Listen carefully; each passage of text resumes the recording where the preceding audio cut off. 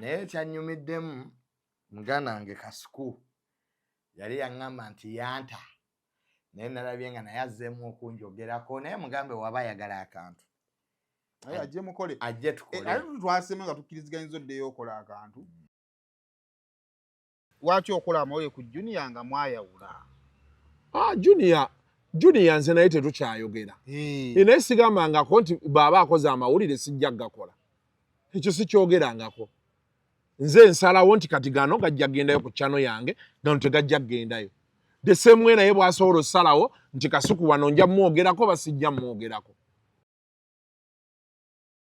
And yesterday he's talking about me, so he has recognized that I exist. Jolly. Kubanga wostama o scratching the jigger.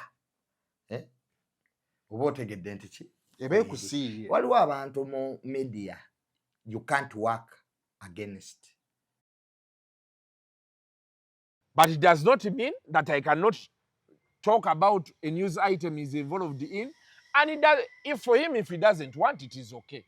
For me, I know how I run my business. Hey. Yes. And again, how he chooses to view it or respond is up to him. Muna Habo mouthwash wegendereza agabbe obutakuguza bichupuli bya ddagala erigenda okukulaza n'okujjamu amannyo ng'eddagala ettuufu okugajjanjaba eryakakasibwa National Drug Authority weeriri mu pharmacy ne drug shops baliyita Muna Habo mouthwash era n'ewaka lyetusenyesa Muna.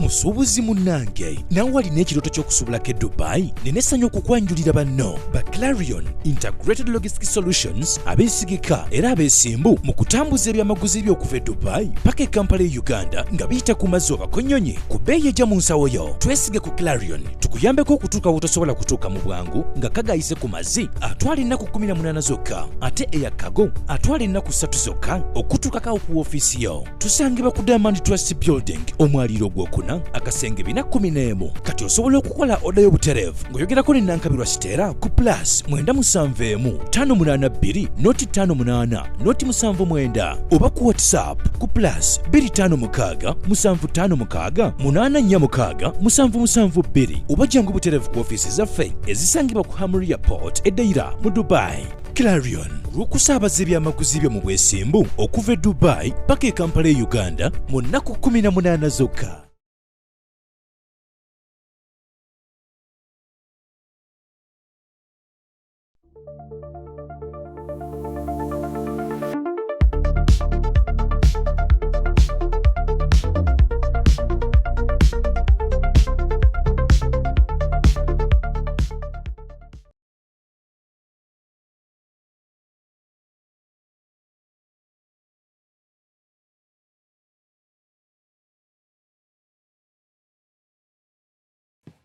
Kale kusema official jagala kubuuzaako ogamba otya wabula kubanga to subscribing olunaku olwaleero ne leero weetuli okusobola kubanga ate tutambuza ebintu nga birina okubanga ate bitambula.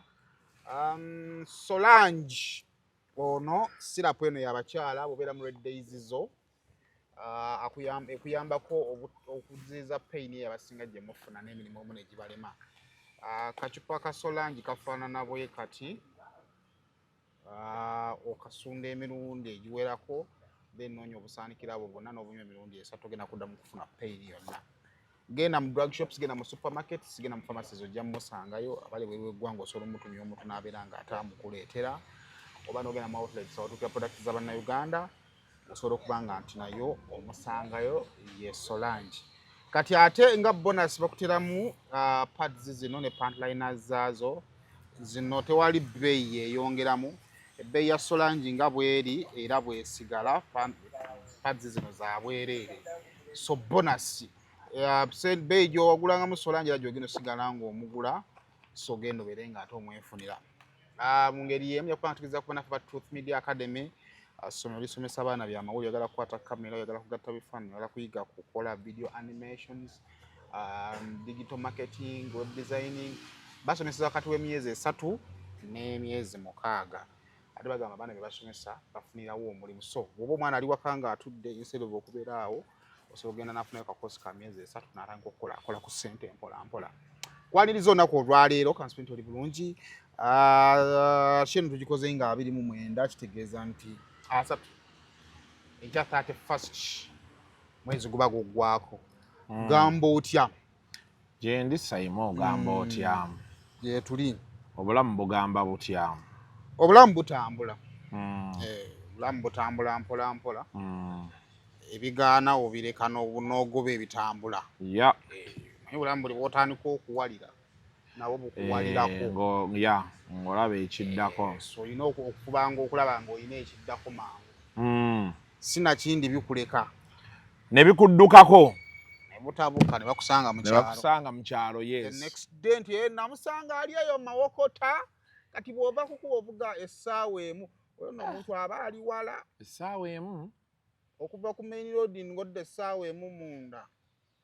Obeera oli wala. Era oyo wakulagira nga bati bw'otuuka sooka opaakinga emmotoka ku mabbali, funayo kiro ya sukaali, funa omuti gwa sabbuuni. Omugulire. Essentials z'omukyalo. Ne soda.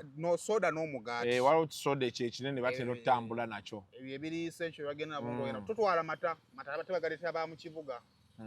Ategedde akantu ako. Totwaliranga ba mu kyalo mata. Bagakolera ga mu kibuga. So bitambula bitya? Emirimu si mibi. July has been a very difficult month. Gubadde mwezi nga gukalubamu. Naye eventually tugu overcominze. Gubadde tegulina nnyo content. Omanyi ffe tukati waki ba YouTuber basinga babadde bastrugglinga. Ba YouTuber basinga bakola current affairs. Ate basinga bakola entertainment. Kuba bakola politics bo babadde mu business as usual. So embeera nebeera bwetyo. Naye eventually gye guggweredde gupiikinze. And I think we are in business now. Mubaddemu emboozi ezitambula. But later on, buli business ebaawo cover ekolamu bwe. Kituufu. Emala n'eyambuka. N'omala no. Ate kino tugenda kuddamu kiraba nga tumaze 226 okutandika omwezi awo. Bameya babalonda ddi? Business egenda sigala ng'eri usual. Ne last year mu Bululu era waliwo story endala ezaali zitambula. Politics luli yajja lwakuba nti twalina faces empya. Naye kati nze abantu abasinga mbalaba maanyi gabakendeeramukko. Okitegeera. Ebbugumu. Maybe eventually kijja peakinga. Naye nze eno political season gye tugendamu sigirabamu nnyo kiri awo. It's going to be business as usual. By now, ebintu ebimu byali bitandise. Naye kati tutuuse wano NRM yokka kati gwe weewuunye akamyufu ka NRM katukutte emyezi 2 nga ketwogerako. Okitegeera. Lwakuba wakyaliwo intrigue ejja mu maaso awo. Naddala ku kaadi za Nuupu zino nga bazigabye. Wagenda kujjawo fitina awo. Abatagenda kufuna kaadi. Lwakuba baŋŋambye ba MP be basembayo. Bakuwa kaadi nga n'oluggi olwewandiisa luggule.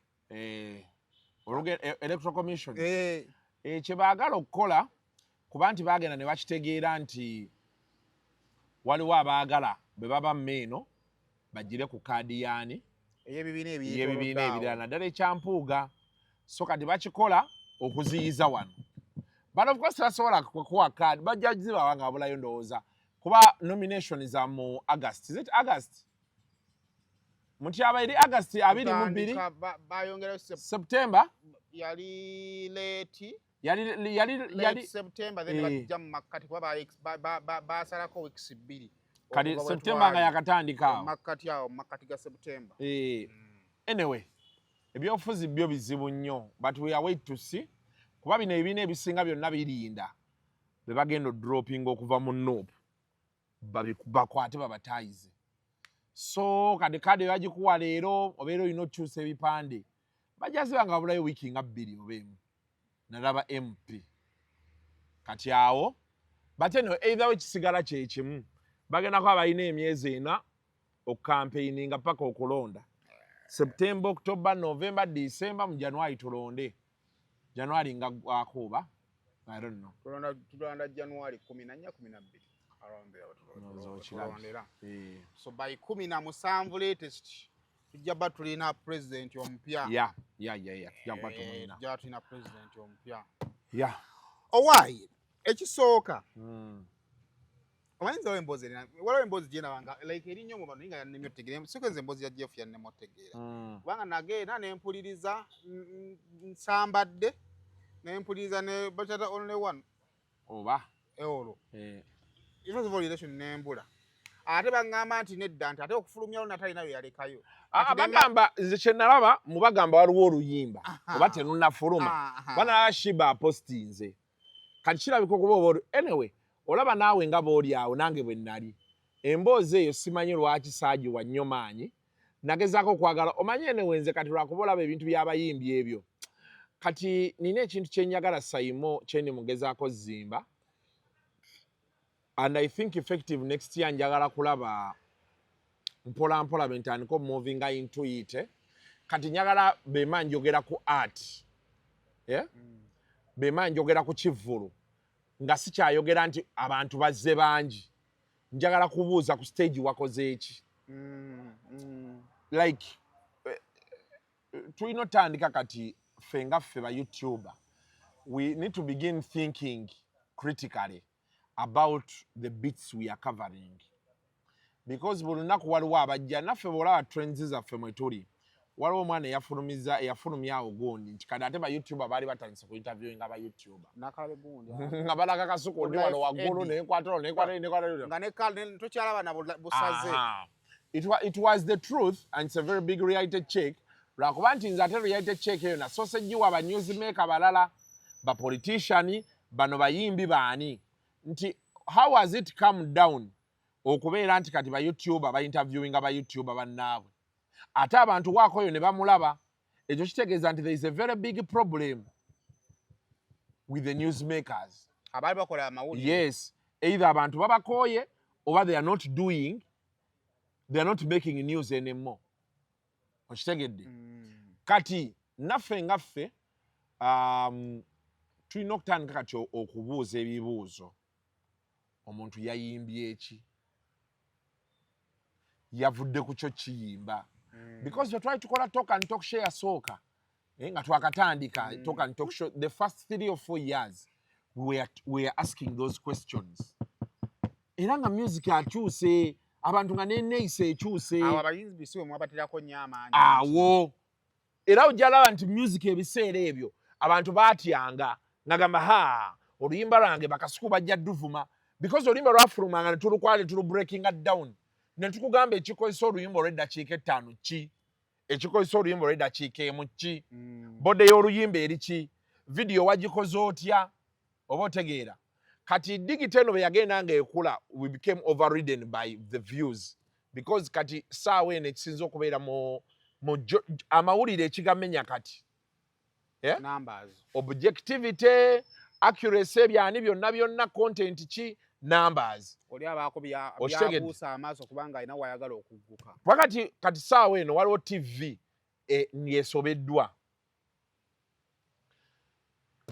Shira Price ajja ku TikTok ye oba chicken n'akuwa information mu real time akola ka video nga dakiika 2 n'akubuulira ekibaddewo bwe kibaddewo n'akuterako ne ka video wano wansi n'akakulekerayo nga kazannya n'afuna views 40,000 ku TikTok n'akuteerako comments 3,000 kati omuntu oyo olina okwebuuza gwe wa TV alinda okuzannya ani kaati oba live wire ogenda competing otya naye kubanga dijjukira ono yennyini esimu yiye ring light ye editinga yanoonya n'amawulire gwe olina producer olina cameraman olina presenter babiri ate olina okusasula rent olina osasula abakozi oba otegera kyennyonnyola kati awo abasinga mbalaba nga boogera okwo kugundi ku mutimbagano tebamanyi dynamics zakyuka kati it's about survival for the fittest oba otegera kyeggamba kati awo obuzibu bwe businga okukola ki okuva so kati awo wetuli kati wali wetubadde nze emboozi saagitegeera naye ate ngenda okulaba nga Ntambya agikola Now wesitegeera kati ate emboozi eva etya mu babiri abatwala oluyimba n'eyambala jeefu. Kati ekyo ky'obuuzizza kye kiri mu kubonyaabonyesa ntambi kati ky'obuuzizza. And it's a problem all of us have. Waliwo abantu abagamba nti omanyi edda twayinanga ekintu kino. Naye abantu mbagamba nnyo nti times have changed between yesterday and today. Nze olunaku olwaleero nina ebintu by'abantu bye mmanyi bingi. Seimo abantu bajja ne boogera ku basiyazi. Nze benkubuulira abasiyazi benyinza okugamba nti bemmanyi. Ne bwino go stumbling across. Yeah? Oyinza okugamba okitegedde. Naye otuula wansi ne weebuuza, is it worth it? Kyetaagisa. Okitegedde? Ye challenge investigative journalism gye yafuna ennaku zino. Waliwo omwami bamuyita Obedi, yagenda n'akola story ya bintu ebyo mu IGG ne bamusiba, munnamawulire ne bamusiba. Ne bamuta after some time. Kati ojja ne weebuuza, was it worth it? Kuba bannayuganda obalaba bennyini tebasiima. Abantu bakola stories ezo ne batikako nti fundraising, mutukuŋŋanyize ku ssente, emirimu gisobola ottambula. Kuba kati kankubuulireko olaba, Simon nakolero nyinza ovaayo ne ŋŋamba nti Simon musiyazi. Amaanyi gondeetako nga indeed ate oli musiyazi. Resources z'oba nazo. Yeah? Nyinza okuba nga siziina nga sizigenda kumaakinga gwe. Naye nga gyatandikidde ate bw'obadde oyogera mazima. Ng'ate abantu bakuba enduulu. Kyeki kye badde nkubuulira challenges amawulire ze galina kati. Nti kati abantu balabufu. Amateeka weegali mangi we bakwatira mu bintu eby'enjawulo. Now the question is, do you have a better lawyer? Are you aware of what you're doing? Kati bwe buzibu bwe tulina ennaku zino. Edda ekitaaliwo. Edda abayimbi abo boolaba nga batya okwogera obwogezi ekigambo kooti. Nga bongera kati be batya mu kooti. Nga bo be batyayo. Anti ng'ebyo ebiseera companies zayinanga balawyer abali well versed with the law nga bali connected n'abantu. Okitegedde? Kati ng'osobola oloopa red paper. Okiwulira? Red paper neekusingirayo mu kooti ate n'obeera nga gwe olina ogisasula.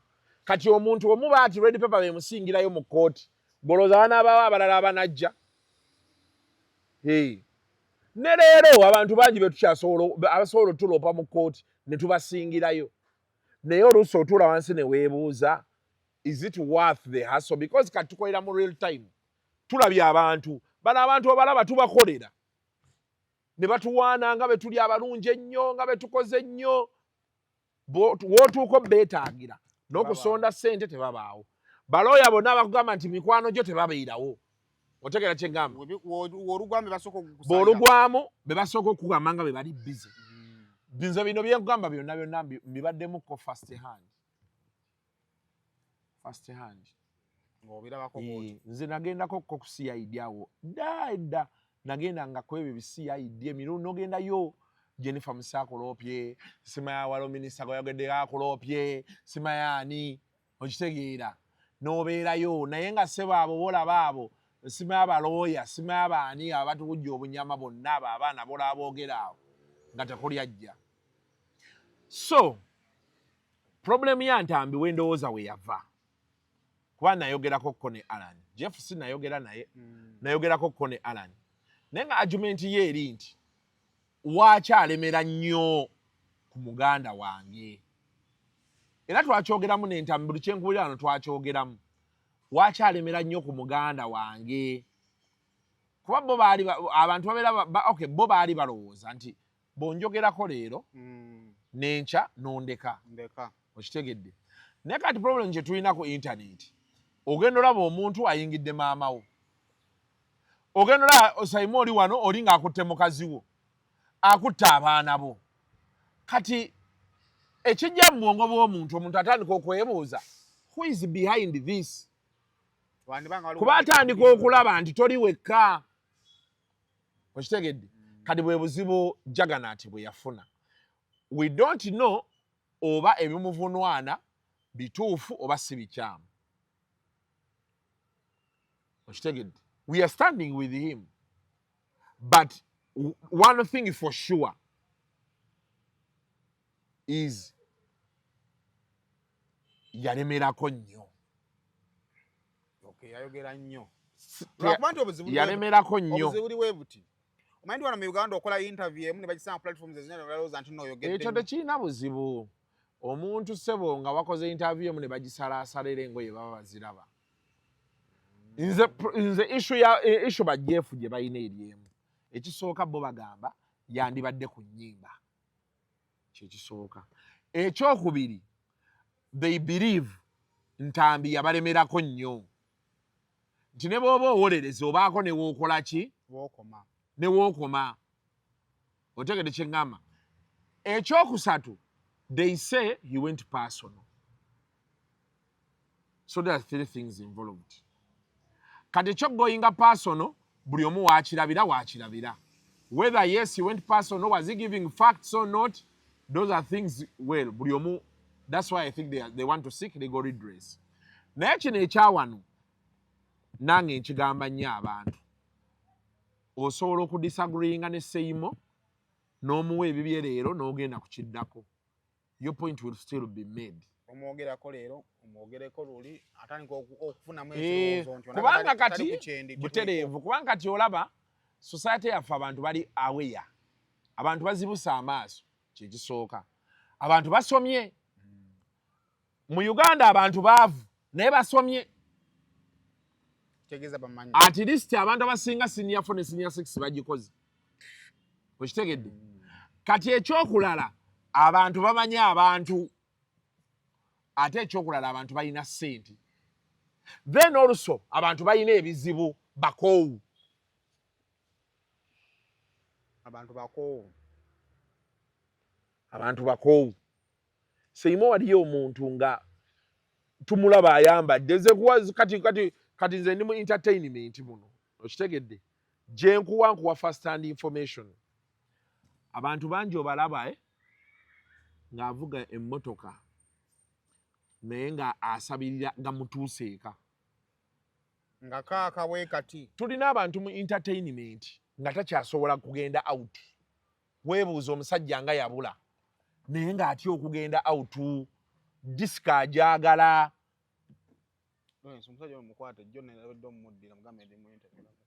Okitegedde? Disika ayagala ogikuba. Muyimbi nga mumulaba wakabi mumutya. Naye nga talina ssente. Tayinaamu mitwalo. Kale ng'abiri agayina mu nsawo.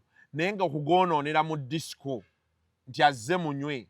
Ate mutandika omutunulira asabiriza ebyokunywa n'agamba kantuule ewaka. Kambeere ewaka. Hey, abantu gye bali nga bali ku bunkenke yalina ssente n'ayabika. Omukazi amuyisa mu mbeera gy'otamanyi. Naye buli lunaku asabirira oba enkya n'afuna oba buli omu alina issues ze. Akeesa lukya. Oba okitegeera kye ggamba. Kati yensonga kiŋŋamba nnyo abantu abali eyo nti ye tetusobola kugaana muntu kwogera naye omuntu tomuteekako nnyo maanyi. Toleetera muntu kulowooza nti omulinako obuzibu. Oba okwekyawa. Abantu beekyawa. Kati wakati byonna nga bigenda mu maaso. Manyi nali sirina pamiti. Nengenda ku kkubo kola ofiisa topu ye yankwata. Topu n'agamba mugende mu paakingi. Mwana ngamba tunagenda eno oba wandizeeyo wooli. Ngenda obbala distance we tulese ofiisa n'okudda ku poliisi. Nano ku poliisi kumpiko. Gye twagendanga kukoma bwetu ngenda natandika okukola nga ninganga atandise okuyingirira obusibe ki mpola mpola. Kigezaawo okunnyonnyola nti olugendo lw'okugenda ku CID ndabanga oluwanvu okusinga okwogerezeganya. Ogwena ensonga. Anti kati okwegerezeganya Jeff ne Alan baaganye. Jeff ne Alan baaganye. So kati yeye embeera eri awo. Kubanga nze personally nayogera ne Alan. Naye saagenda yeeyo kubanga you know. So naye tugezezaako okugera n'abantu ab'enjawulo intermediaries biki bo bagamba omusajja agenda akola statement, but we are all aware nti bwana agenda n'akola statement bagenda mumukwatirayo. So the only option left is kugenda kukola statement. Musigale national IDs ammwe wano.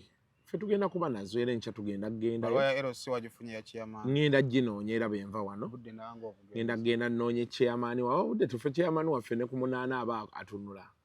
Wempita wali nga nyambuka ewaka side emu. Ne photocopy ya ID. Tuyagendayo. Tambule buli omata mwe mitwalo nga 5. Nti kyetaagisa mitwalo 5. Kyetaagisa mitwalo 5. Kati saawa eno omuntu kati twetaaga just lawyer ng'ategeera. Si lawyer omugezi ng'ategeera. Si bano balawyer sima bichi honizi LLC sima yani omanyi Abannayuganda balina kye batamanyi. Mu Uganda you need to know people who know people. N'okumanya abantu abamanya abantu.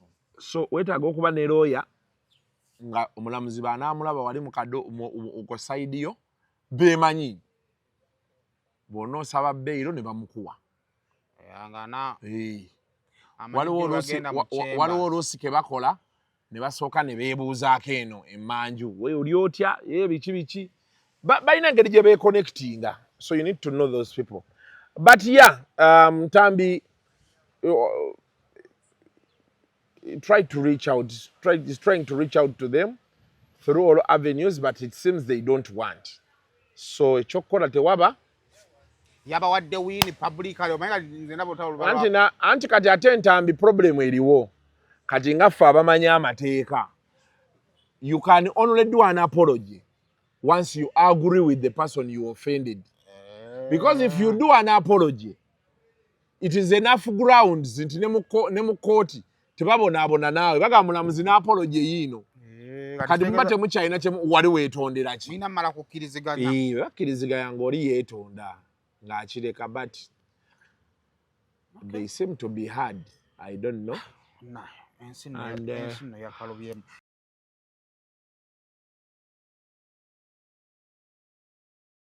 Gwe atoola ku lw'omwana omuto era gwe asembeza omwana omuto n'omutaasa okubuyaana okubonaabona n'okubula oba oyambidde ddala Katonda. Tulyogera tutya nti twayamba ate twabasomesa tetwabayigiriza tetwabavuba mu bunnya bwe batambulira. Amanya bampitamita ni Kurabongo oba Rimasamu.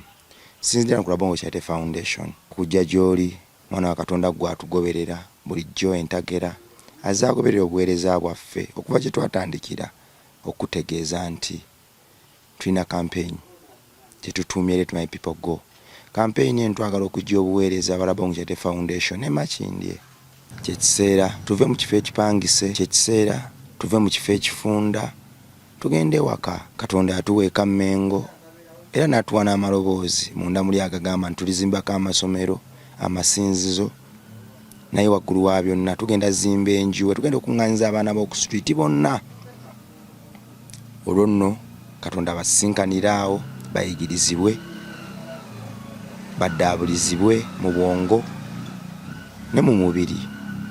Ekiseera nga kituuse ekituufu balikomawo mu kibuga okukyusa ekibuga n'ensi yaffe. Tusaba buyambi bw'okutukwatirako. Tuli mu kuzimba, tulina ebbanga kati eritasukka mwezi okuva wano si kikolimo nedda, twagala genda waka. Rent atususeeko, ebikeme Makindye bingi. Awo nno maaso go we tugira n'entebe okutuulawo okwogera naawe okutegeeza nti watambudde naffe. Kyekiseera tukwatireko ne kino tugusize ebintu bingi. Akasawo ka seminti ka mitwalo 3,100, emmoloka y'omusenyu ya mitwalo 9, emmoloka y'amayinja ya mitwalo 16. Kyonna ky'osobodde era nzikiriza nti gwagenda okutoola ku lwa kino kigenda kuba omukisa eri enjuuyo. Campaign eno tegenda kuleka kyekimu, gw'anaatoola egenda sumulula ensawo zo, gw'alina ebirwadde ebikubonyaabonya, gw'alina famire eyuuga, gw'ebyenfuna ebyakwatibwa, alina abaana abakutabuseeko n'ebirala, gw'eyeetaaga eddembe mu nsi okuwumula ng'okunoonyeza kwabula leka ensigo eno liba eddagala bw'onaatoola nkusabira awo nawo okutte Katonda azzeewo kiralo abresingewo bw'agenda okutoola ku lumwana w'eggwanga Katonda agenda gubresinga kiralo kuba kye yatutuma okukola John 15:12 yatutuma kwagala nga naye bwe yatwagala tulina ozimba toilet ya bukadde 3.5 main building tugitwalaganya ebulako $5 million abaana basuka 150 katubajje wano tubatwale Kamengo tutandika obbateekerateekera mu ngeri entuufu Katonda agenda kukuwa ebyo nabyo yayaanira singa otula ku lumwana omuto.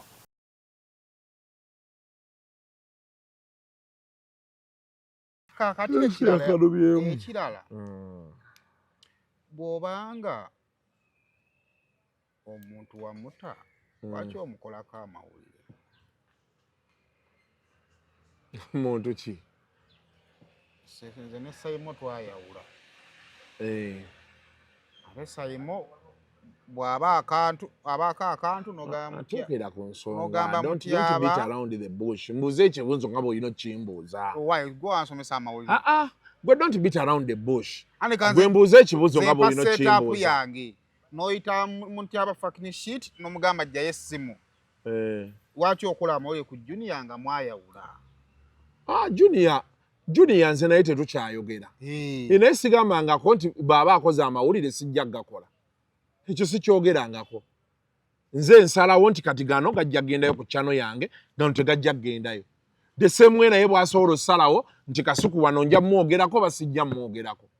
Atama mwayawula ki? Hanti kati kankubuulireko. President Museveni wali oyogeddeko naye? Mukwano gwo? Nete twawulangako. Mukwano gwo? Tomwogerako ku shows zo? Mwogera kubanga. Kati singa ajja n'akubuuza lwaki onjogerako. Twemanyi? President. Kitegedde. Ani gwe mankuwako example. Full figure. Temwogera. Bwaba amawulire ge togakola? Oba wali togakola? Nali ngakola. Lwaki wali okyagakola nga temwogera? Andi omanyi obuzibu bwabino nti waliwo okwogera ku muntu nga ne bw'ona balansinga alinamu ekigamba nti oyo tanjagala era jakutwala. So then for me how do I get bothered? You need to ask yourself. Kikakatako okumanya gwoyogerako engeri gyawuliramu gy'oli. No. Amawulire tegakola bwe gatyo. Waliyo amawulire waliyo opinion. Okitegedde. Kati ekyokulala natuuka ku mbeera we ŋŋambira kati nze mmanyi kye njagala. Because amawulire nga baddemu. I know what is newsworthy, I know what is not. That is 2. 3. Nina bakwano bange benjogerako. Kati Ntambi nva mwogerako. Ntambi twakkaanyizza naye. Ne mugamba Ntambi. Do we talk about this or not? N'agamba it is okay. Reason gye yampadde twali naye ekiro n'aŋŋamba era ne bw'otakyogerako then it is all over. Kati waliwo amawulire nga ne bw'obeera tooyogere buli wamu weegakola ki? Weegali. Kati nze I just need to make sure I do my obligation. Am I balanced? Am I fair? Ekyo kimu.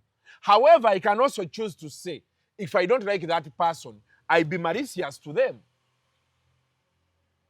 It is my choosing.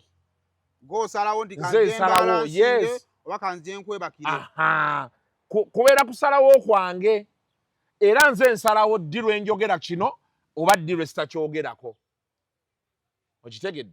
So, me and Junior we don't talk.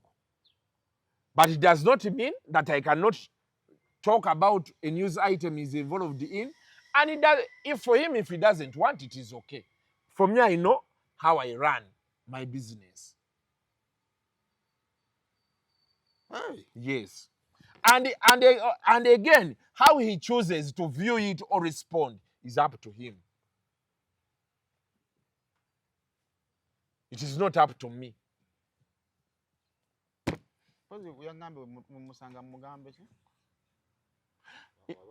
Interview nagirabye. And kati ekiriwo kiriba ekiti. Mayinsoka za Junior nali saazoogerako luli. Nga kiki kye njagala. Olaba Junior ayina ebintu bye yayogera amazima byannuma sijja kulimba byannuma ate byannumira ddala omanyi lwaki because at some point I felt it was now no longer about logic. There was an agenda moving. Okitegera kyegamba. Simons Ondaba, Junior mumanyi, I know his character. Era ensonga lwaki olaba nti saamuddamu. Because I know his character. Yekyanga. Ekyo ekisooka nkimanyi. N'ebisigadde bingi. His character as a person. Because me I'm a psychologist. Nsoma neeyisa y'abantu. Era ensonga lwaki olaba ennaku zino waliwo omuntu akola ekintu n'osirika n'ogenda. The moment you employ the psychology you studied. So I really didn't mind, and actually I don't mind up to now. Because phase we yanyiriza n'ebisigadde kati yagenda. Nengamba I got a certain fulfillment in my heart. I was like, you know what? Because for him, my soft side for him, one, taatawe, nali mumanyi. My last discussion with his father was there. We sat for 2 hours. Whatever he told me is with heart. Okitegera kyengamba kyekisooka ekyokubiri. Mama wa Junior mumanyi. Okitegedde? Koze ebireeta abagenyi. Simanyi. Mutyaba gwa kuyira mu kyalo. Kino kye kireeta abagenyi. Kireeta bakyani abayise. Ekivuuvumira Okitegedde? enjuki oba. Kati waliwo ebintu ebimu nga sigenda kulabika nti ate nze I'm exchanging words with him. Maama we mumanyi. Era maama we nja musanga. Era musange mubuuzeeko ambuuzeeko twogere. Kati ebyo byaggwa. Basista ba Junior mbamanyi. Era njogera nabo ku ssimu. Okitegedde? Kati wabaawo ebintu by'otunuulira n'ogaa nti kati ekyo kankireke. Time will tell. Okitegedde? Because kati ffenna tutatandika okwogera, we may say hurtful things. But for me most importantly, yasigala ku nze. Naye yennyini nnyini alekuba yeekuba mu mutima n'agaa nti n'asigala ku nze. Era for that matter simuyinaako buzibu. No single problem. Natuulako nendyako naye, nendyako ne taata we, nali ndiddeko ne muganda we, nali ndiddeko ne maama we. Kati kwegamba there was a bond that is stronger than bino byonna byasobola okunvuma n'okuŋŋamba n'okukola ki. Okitegedde? Kati eyo chapter n'engireka. Ffenna katubeere mu nsi, ensi beeri tusanzeeyo ne twesanga tulyesanga.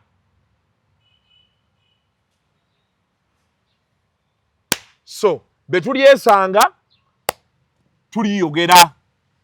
Oba tuliyogera oba tetuliyogera.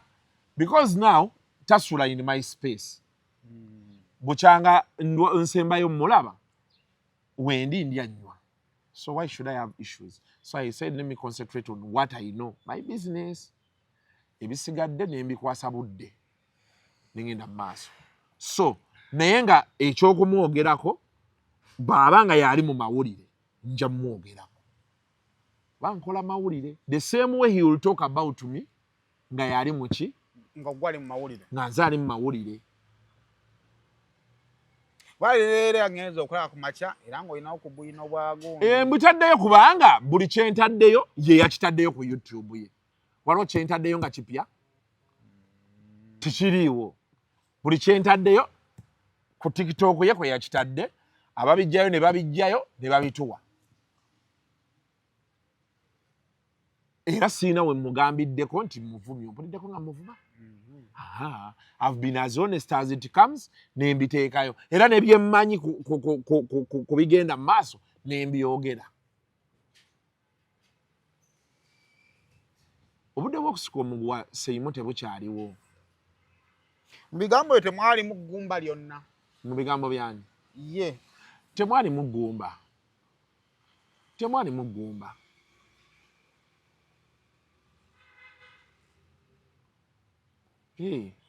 Temwali muggumba. Era senga lyalimu era nandibadde nkimanyi. But even still okubanga lyalimu, how do you address issues? I got to understand. By the way, some of the reasons why I didn't get angry with him were this. I got to understand. Bonna bonna bakwano bange. Bali mbeera nabo, and maybe ye nabeeranga naye katini. Kitegedde. So it is only human. People get jealous. Otegedde. People get, it is only human. So some people can control it, others can't. Yensonga wachola ndi Seimu nkugambye abantu nze ngamba gamba. Nze okuzimba ennyumba yange nine yachali wange gye nalaba. Gwe nali ndowooza nti ate ye kiyenje kunze. N'enkizuula. Era nazimba omutima. Naye nayogera ne jjajja wange n'aŋŋamba nti tozimba mutima, kola naawe. Era ne ntandika okukola. N'enzimba eyange kati mba kumuwalana. Nga ntandika mwogerera mukanyugira bigambo ogenomalizanga obudde bungi obutadde ku kiri mu kifaananyi eky'okukola ekikutwala mu maaso. Today I have my own house.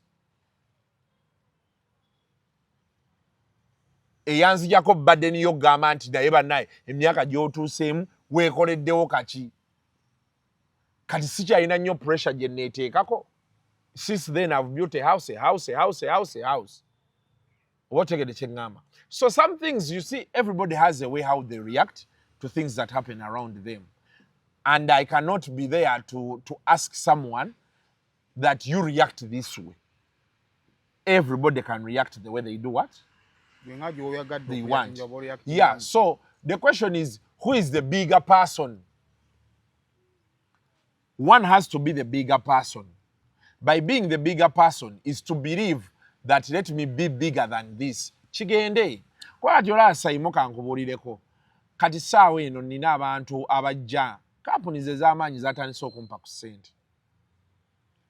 Live gye tukoze olunaku olwaliro ku roundabout, I&M Bank yansasudde ssente ennyingi. Naye baŋŋamba Kasuku wakyusaamu kati okitegeera. So kati wabeerawo oluusi woga nti ekyo kankireke kigende. Nga tolina kyogenda kifunamu. Okitegedde? Mu byobufuzi ngenda kuwa example. Olaba Balamu oyo olunaku olwaliro abantu abamusinza ate yali kiyenje ku bo. In terms of rank, Balamu yabeerawo nga talina mu structure ya gavumenti waali. Naye ye n'azimba ekintu kye. Kati abamu balowooza nti b'amaanyi. Kati olunaku olwaleero ate ye w'amaanyi. Singa yatandika buli omu buli yalinga amuleekaanira nga bw'agenda bamukuba ejjinja. Buli amuleekaanira baasigale emabega. Yandibadde yatuuka gy'alaga. So kati bw'ebyo obulamu oluusi, sometimes you count your losses and you move on. Okay. Yes. I think byebyo. Naye, me my parting shots to my brother Junior. Zigenda kubeera simple. Ye nga ye, at some point, ayina otuula wansi n'alowooza what is best for me. Okitegedde? Manyi agenda kurantinga. Ayogera ebigambo bingi. Olaba oyo omukazi nze nabadde n'abaliyo Ireland. Nga baŋŋamba Junior abadde akola live. Baamala ogikola ali n'agisharingira n'omukazi. Aye n'amuweereza ne voice note. Ompulidde. Okitegeera kye ngamba. So kati kye nyagala okugamba kiri beekiti nti one me I feel as a psychologist, I feel Junior bwe yafiirwa taata we teyabeerawo na enough support. Okitegeera to help him overcome those emotions. Omanyi emotions ne feelings zikubeera munda. Omuntu asobola ziraba. Seimu tulabyeko abazungu bangi. Olinaga nti eggulo twadde naye wano nga tuseka tulya tunywa. ate yeetuze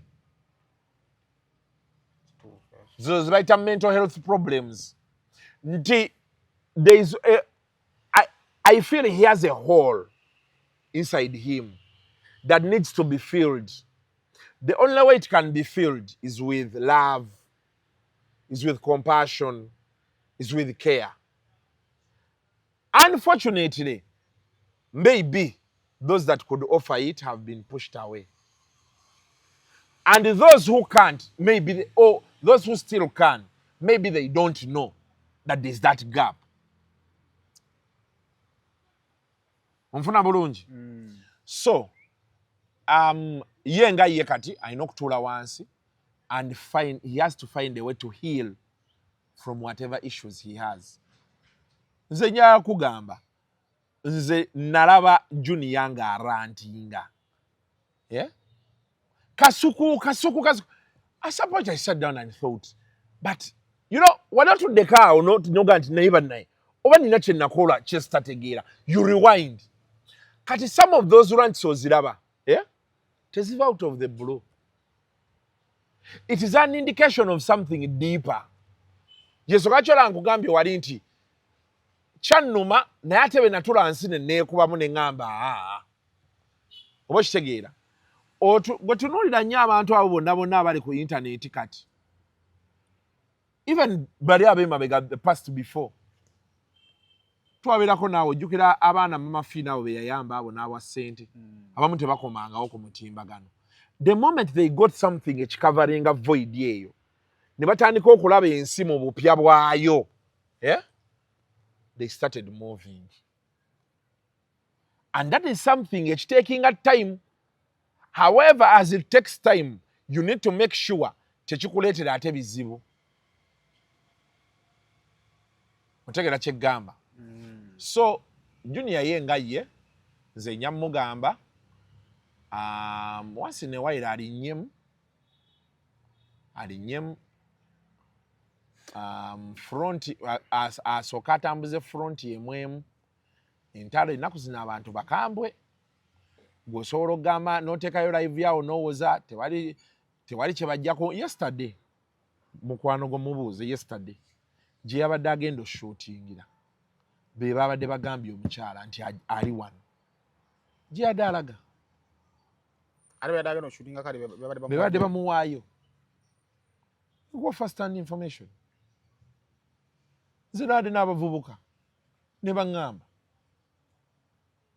kyabadde wano nadda wali nga babiŋŋamba naye nsobola ne ŋŋakansirike kubanze kati ebyo tebinkwatako okitegedde. So kati ayina okutuula wansi ekisooka nakkakkana. Ekyokulala ensi n'agijjako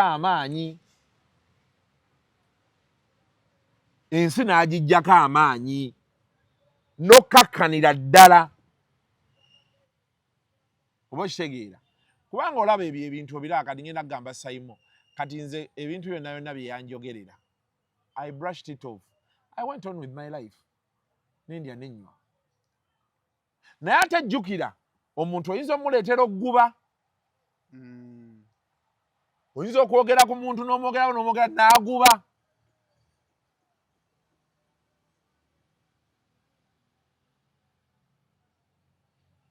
Okitegedde? So, if he wants to come back and say Kasuku, Nyoko, olinga amazi, olinga kino, olinga byonna asobola okujja n'abyogera, nze kye mubuulidde kyekyo. Because for me, I'm no longer in touch with him. Era kati kyonna ekimutuukako nze nsigala nkoze benti emikono. He has other friends that will do things for him, which I really have no problem with. Actually, nze mwagaliza birungi byereere. Era ne bino bye batiisatiisa omusiba. If there is a chance that I can ask someone to bambi temumusiba, nja kikola. But musabirira bireme tuuka yeeyo. Kuba omukazi mukambwe munyiivu.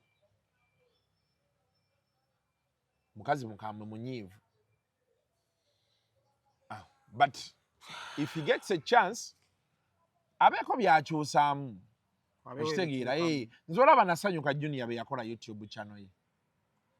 Nze namulaba ngamba bampananira YouTube simaya baali balowooza bajja kunjooga bankole bwe bati ne bwe bati.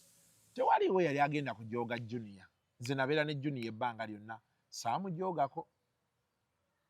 Era nze namukubiranga essimu ne mugamba wayi jangu tukole ki? Tukole. Nandibadde mubuuzabuuza tukole.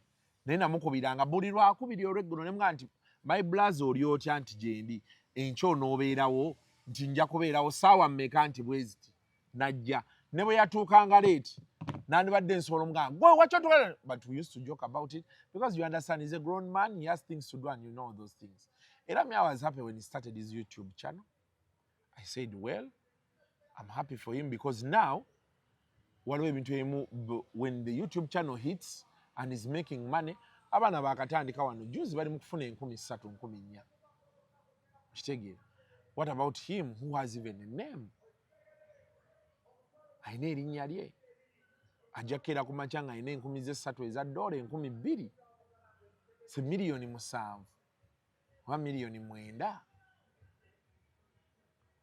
Kati awo buli omaye olaba sayimola buli wofunamu ku ssente nezikubeeramu. Nali n'Azizi Lomunga tukyali eri ku kifo kya Ojje. Azizi nanga Kasuku nga wali nga mukambwe naye kale kali tutuula naye bwoti ne muganda nali mwavu. Bw'oba toyina ssente ebintu bikujjira mu bwongo otandikoloza oba yatwala ssente zange oba wali wange oba waliwo bubeera bwavu. Naye bw'ofunamu ku ssente kati nze nkugambye ku Kasuku wedda twali tujja kwetwala. Okitegeera twali tujja kwetwala naye kati ojja n'obalaabalamu n'ogaawaye kangende ennyweyo kabbereya kangende ennyweyo kabbiya kanguleyo wali akakoko akokye nkalye ne kaka wansi kagenda okuggwako n'akaneebake n'okiyitako. Okitegeera kye ggamba. So just abantu abagenda empola nze sola mugamba nti kola kino kola kiri ne just alinnyemu. Okitegedde abantu abagenda empola.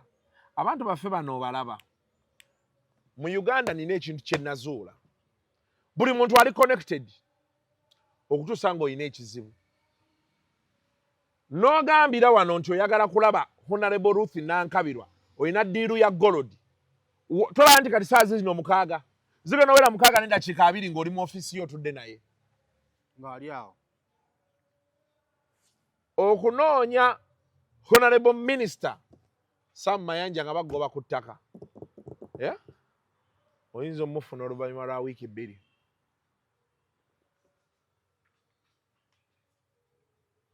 Naye mugambe nti waliwo lye batunda wano. Twagala gwe oba oteekako mukono ngenda kukuwa zino. Agamba jawo nsange wano. Nkugambye kati wuliriza. Nze ndabyeko ssente kye zikola. Because I've been around people who have had money. Ne babeera ne ssente nga nnyingi ne bamala ne bafuna ebizibu. Nze nalabako abantu nga ina liidika. Nze nakyali wange twakozesaako koliidika y'ekitongole eky'amaanyi. Actually a full arm of government okuva wano paka Jinja. Ng'ebyana bitudde emabega bwe biti. Liidika etugoberera eddako wano ebyana mu ebiri ffe tuli mu yaffe wano emabega tuyina eggalawo. Ne tuyitawo wonna gayaaza tugenda mu mazzi ejjinja. Balowooza batwala bakungu. Kati mbadde ngenda kugamba ate the other side naye kamuleke. Ne tugenda. Okitegedde? Kati mu Uganda mwe muli abantu abalina amaanyi ng'ebintu birungi. Kuba mu Uganda olaba bino ebintu simaya njagala kanga musayimo nange nsobola okujja wano ne liidikeezi. Mu tteeka ya police there is a provision. An emergency. Mu emergency zo mulimu ne celebration. Gomanyi nti ow'embaga asobola okufuna liidika. Ow'embaga omanyi nti asobola okuggala oluguudo. Those provisions are all there. So oyogera bwogezi na poliisi n'obifuna naye kati ngenda kuwa example ogenda ku poliisi n'oyingirayo ng'asaaga statement ne bakugamba tuula awo ene mabega wa counter we bakutuuza naye okuva emabega wa counter tonajjamu ngatto tonajjamu ssaawa tonajjamu wallet otudde butuuza awo maze okukola statement tulina gwe tulinda n'essimu y'ogirina naye ne bwoba short call ne beeba eri wabweru beba bakwetaaga awo nga gwe weereese bakuteekako omusirikale akuwerekera ogenda ofuke nga gwe weereese oyinza okuba amasimu nga 5 naye ng'alina okukuta si yona akoze statement bagamba OCCID kati yatugamba tukute OCCID najjako amasimu wallahi ne baba President Museveni tovaawo ne babeera President Museveni balina okuprocessinga nga waali n'ofuluma olaba amateeka ne bw'obeera ne bakuba essimu yenna akubye essimu alina kwogera bulungi. Your Honor, how are you? Yes, this is me now. I have my boy there. I have my girl there. This is the situation. I don't know how can you help me. Bw'oyogera bulungi. Nomala otandika nti order from above. Abalamuzi nno lw'otegeera nti b'amaanyi. Era nabo feva bagikolera bagamba okay ayinza otukuza kuba nabo baagala those promotions and what and you know our country the things are no longer on merit a lot so you know why no bawe yenkolagana ninga basusa muchunga abana Uganda nze nabaleka era nze sayimo tebankwata nolowooza nti nsuubira abana Uganda okweyiwa mu luguudo era be bankwata nawe sikusuubira nawe sikusuubira ate bensuubira mbamanyi nsuubira abasajja bange ababooda ekyanja ebukoto theatre namuwongo abo basajja bange mbasuubira nti bo bajja kujja either okunkyalirako oba kuba baali babikozeeko nembirabako nze Seimo bankwatako ne tugenda mu kkooti abanneeyimirira baali babooda aba Medi ne Sempijja mbajjukira bulungi be banneeyimirira ku mikwano gyonna gye nnina siriiwo sibadde bwe nti ate waki oŋŋambye kati sina national ID chairman waffe taliiwo baali babiri ate nga n'okunneeyimirira okwo tekwali mu kkooti kkooti yali yatuula dda ne tujja luvannyuma ne bagasima mwatudde mu chambers baali ababooda abanneeyimirira kati nkugambye nti bwe bakukwata omunayuganda nze be bankwata sibasuubira era sirina nduulu gye nsuubira kati gwe tunuulira wano Eddi Mutwe okyawulira free Eddi Mutwe okyamuwulira kati kyeki kyeggaye nti abanayuganda baleke ekyokulala ensi togiteekako nnyo maanyi bano abantu ŋŋoma aliwo gwe bavugira you do what you have to do you move on bajja kugamba oli kawadi oli booti mu Uganda ya kaakati ebintu ebimu olina okulaba biki birabe ate ne nkunnyonnyola zi dynamics ze natandise nazo abantu buli omu alina kyayitamu so just bantu babeere bakakkamu ensi you know kuba ate abantu beyongera okunyiiga nze nkugambye nti abasajja tukoze interventions zonna twogere nabo abasajja ne bagaana bo bamalirivu bagamba nti tewali buzibu agende bugenzi akole statement neffe tumanyi statement ekigendo givaamu onfunye so byebyo nno omwezi beegutyo begutambuza twandibadde tulina ebintu bingi bye tusobola okwogera ku mwezi guno naye bino byebiriwo katubyogereko biggwe so my brother junior bw'okibanga ekyokunvuma kye kigenda okukusanyusa, I am open to it. Shauri yako. Ebisigadde, may the peace of the Lord be with you.